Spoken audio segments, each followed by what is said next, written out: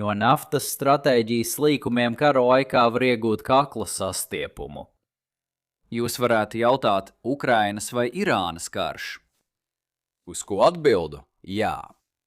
Šodien galvenais uzsvars būs uz situāciju Ukrainā. Šonedēļ Ukraina veica vairākus lielus uzbrukumus attālai naftas infrastruktūrai.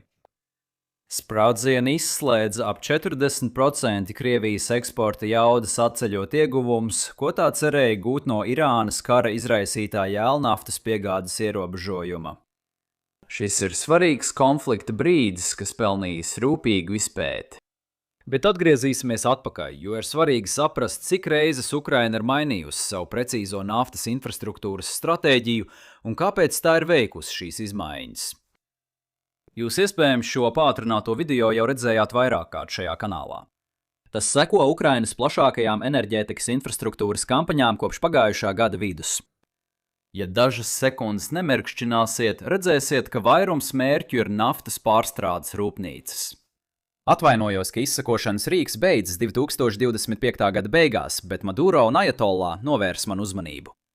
Kopējā kampaņa turpinās un attīstās. Kampaņas sākumā mērķis bija naftas pārstrādes rūpnīcas. Tās atrodas naftas vērtības ķēdes augšgalā. Jēlnafta ir mazāk vērtīga par benzīnu. Ja iznīcina rafinētos produktus, tiek izšķiests viss ieguldītais darbs un kapitāls. Nekaitēja arī tas, ka rafinēšanas rūpnīcas ir salīdzinoši viegli ievainojami mērķi. Iedomājieties tvertnes pēc tvertnēm ar ļoti viegli uzliesmojošiem šķidrumiem, kas vienkārši stāv tur atklātā vietā, gaidot, kad kāds aizdedzinās sērkociņu. Ukraina šādas iespējas meklēja savas tāldarbības drona programmas sākumā. Nav nepieciešams domāt, kā uzstādīt lielu kaujas galviņu uz drona. Vienkārši jānogādā neliels spridzeklis, un Krievijas pašu aprīkojums paveiks pārējo. Stratēģija mainījās pēc tam, kad CIP atklāja grūti salabojamu Krievijas naftas pārstrādes rūpnīcas daļu. Ukraina varētu mērķēt nevis uz degvielas tvertnēm, bet uz to, lai trieciena efekts būtu lielāks. Visu šo laiku Amerikas Savienotās valstis palīdzēja plānot ceļu, pa kuru droni dosies uz saviem mērķiem. ASV izlūkdienesti labi redzēja, kā Krievija naktīs izvieto aizsardzības sistēmas, ļaujot Ukrainai apgūt to apiešanu. Baltais nams piekrita, jo tas samazināja piedāvājumu pasaules tirgū. Tā kā Savienotās valstis ir neto eksportētāji, tas valstī ekonomiski būtu vairāk vai mazāk neitrāli. Degvielas cenas varētu pieaugt, jā, bet atšķirība patērētājiem nebija obligāti jūtama. Paturi šo domu vēlākam. Zini, tev nebūs pārsteigums uzzināt, ka degvielas cenas šobrīd dominē ziņu ciklā, iespējams amerikāņiem izmaksājot vairāk nekā viņa nodokļu atmaksas vērtība, un pat pasta dienests pievieno degvielas piemaksu paku piegādēm. Nerunājot par Irānas kara ietekmi uz starptautiskajiem tirgiem. Bet pateicoties šodienas video atbalstītājiem Ground News, mēs varam izcelt kaut ko tādu, ko bija viegli palaist garām. Blindspot plūsmā atrada stāstu par to, kā ASV atvieglo sankcijas pret Baltkrieviju, lai mazinātu mēslojumu trūkumu. Maz apspriests Hormuza šauruma slēgšanas aspekts.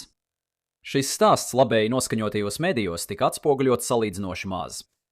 Es varu nodrošināt plašāku skatījumu, pārslēdzoties starp starptautisko plūsmu vai saturu, kas pielāgots manai atrašanās vietai.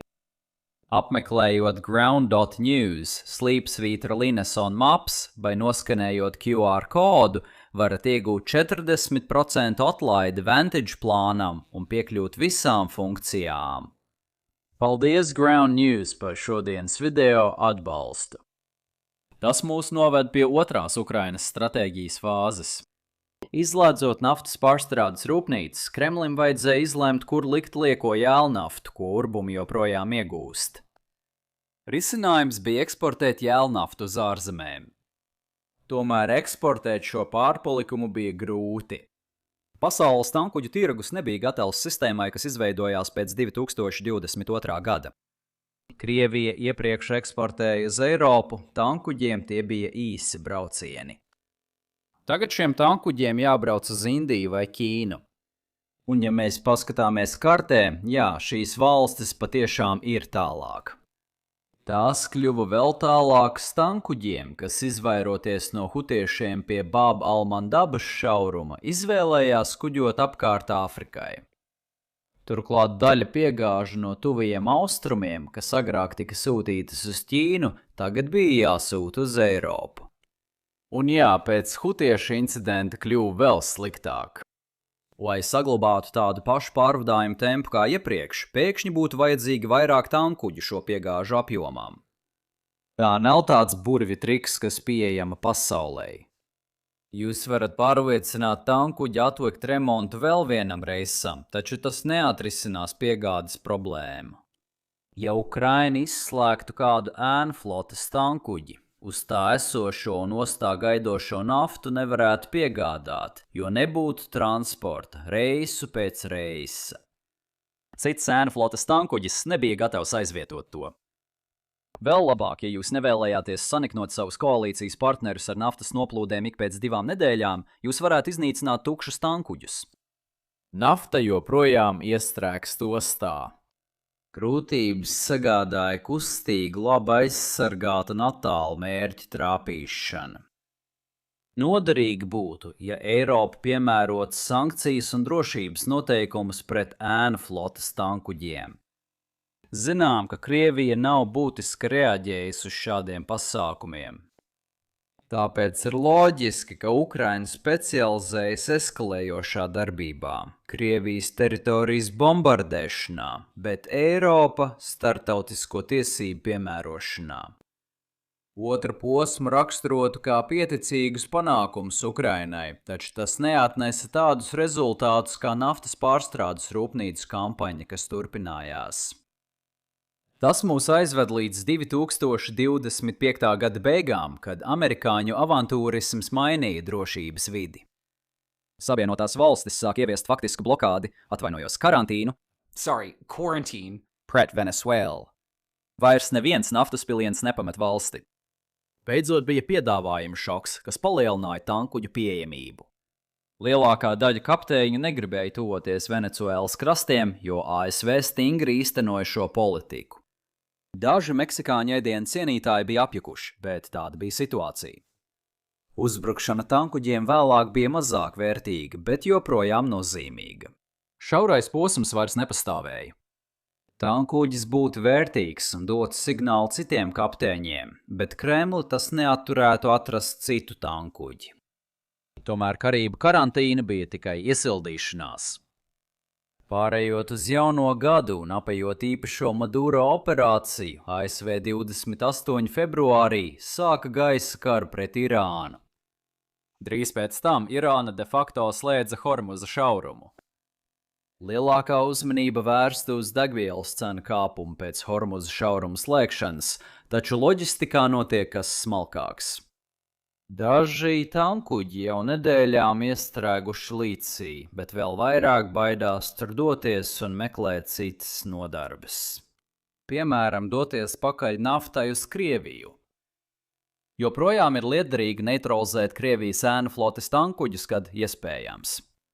Eiropas valstīm joprojām ir liederīgi piemērot savus noteikumus ēnu flotes tankuģiem. Ja esat stratēģiskais plānotājs Kijevā, vairs nav jēgas koncentrēties tikai uz tankuģu mērķiem.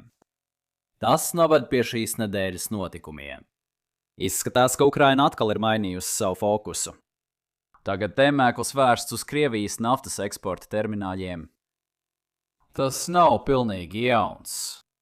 Eksporta termināļi uz īsu brīdi parādījās laika grafikā no video sākuma. Uzbrukt Baltijas jūras ostām ir izaicinājums attāluma dēļ. Tā kā eksporta termināļus grūtāk iznīcināt, varbūt droniem jāpievieno vairāk sprākstvielu. Tā ir slikta kombinācija, lai neaizmirst par Diego Garcijas gadījumu, kurā tika pierādīts, ka, lai raidītu lādiņu tālāk, tā kaujas galviņa ir jāsamazina. Atmetot kravas aprēķinus, padomājiet, kāpēc mēs esam nonākuši pie šādas attīstības. Tagad ir gan naftas, gan tankuģu pārpalikums. Taču pārpalikuma nav Krievijas eksporta termināļu skaitā, un to arī nav viegli palielināt. Izpostiet tos, un ekosistēma tiks sagrauta. Ļaujiet sākt ar karamiglas atrunu. Dažas šīs stāsta detaļas atšķiras atkarībā no avota, bet notika aptuveni šāds notikums.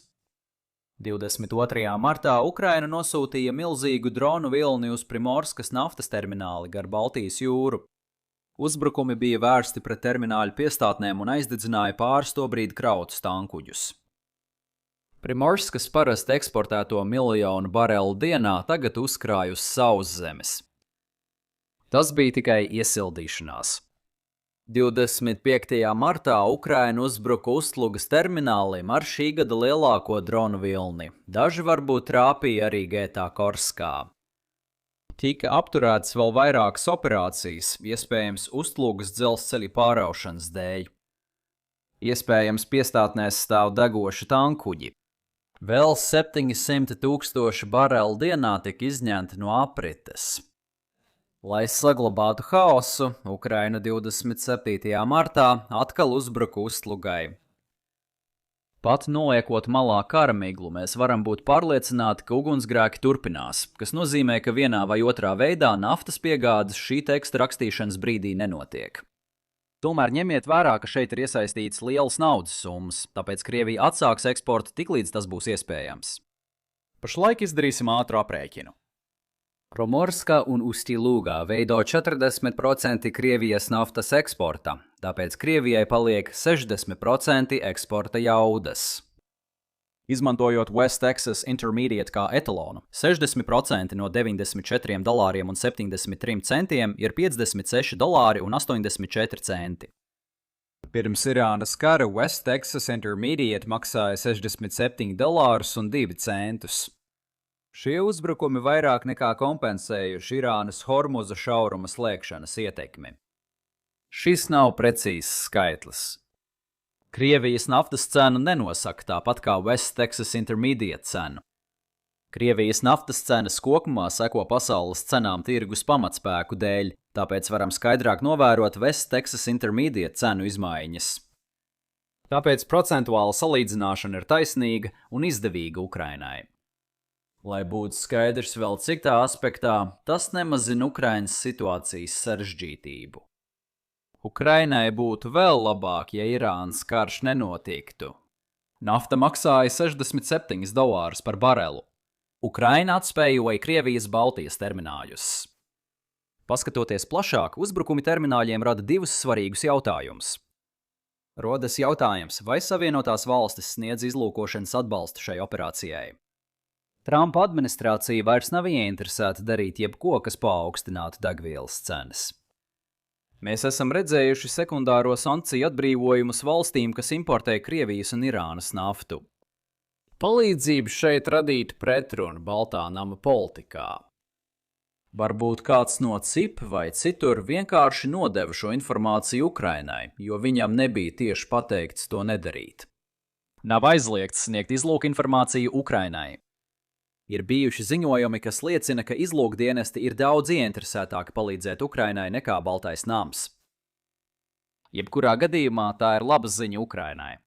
Vai izlūka informācija tiek nodota, vai Ukraina spēj triecienus veikt patstāvīgi?